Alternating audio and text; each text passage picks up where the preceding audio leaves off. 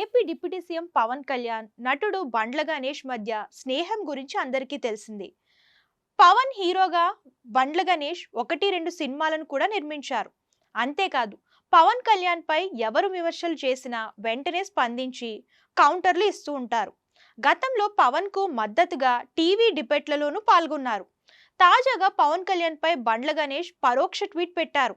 సింహాన్ని దూరంగా చూడండి, తప్పులేదు, దగ్గరకు వెళ్లి మరీ కెలుక్కున్నారనుకో ఇక మీ ఇష్టం అని క్యాప్షన్ రాసుకొచ్చాడు.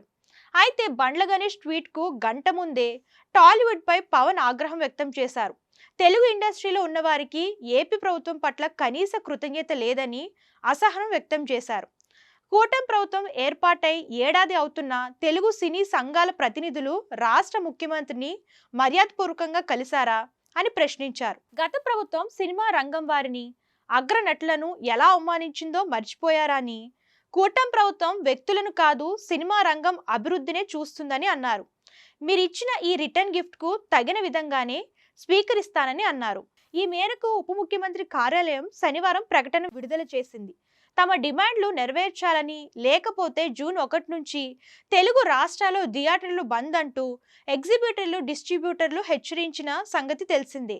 తాజాగా ఫిలిం ఛాంబర్లో జరిగిన సమావేశం తర్వాత అలాంటిదేమీ లేదని ప్రకటించిన నేపథ్యంలో పవన్ కళ్యాణ్ ప్రకటన ప్రాధాన్యం సంతరించుకుంది. అయితే పవన్ ఆగ్రహంపైనే బండ్ల గణేష్ ట్వీట్ పెట్టారని, సూపర్ బండ్ల గణేష్ అంటూ ఆయన ట్వీట్ ను power star Pawan Kalyan fans viral చేస్తున్నారు.